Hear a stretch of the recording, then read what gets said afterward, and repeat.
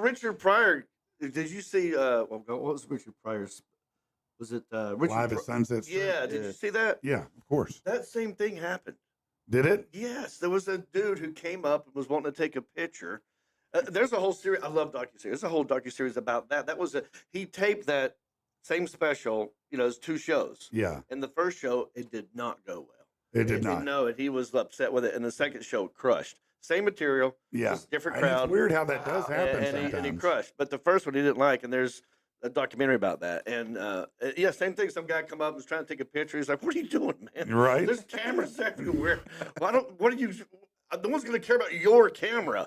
And he busted his balls. And then the same thing happened on the Eddie Murphy. Yeah. It's so funny because Eddie Murphy wanted to be Richard Pryor. He did. He really did. Yeah. I mean, that was his idol. And they all love this one guy named Paul Mooney.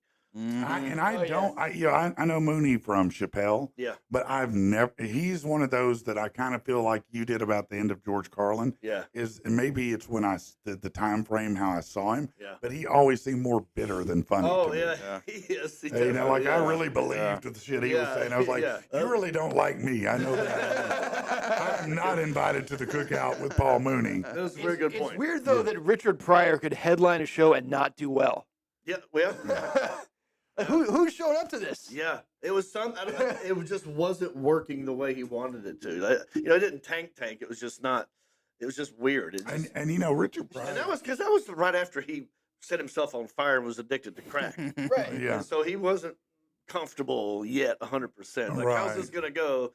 And he had all that makeup on because all the burn scar. Mhm. So it's a whole thing. But Yeah, he had a pretty wild life that was not well known because at that time, yeah, you could hide your life. You could hide the fact you were sleeping with men too and all that, and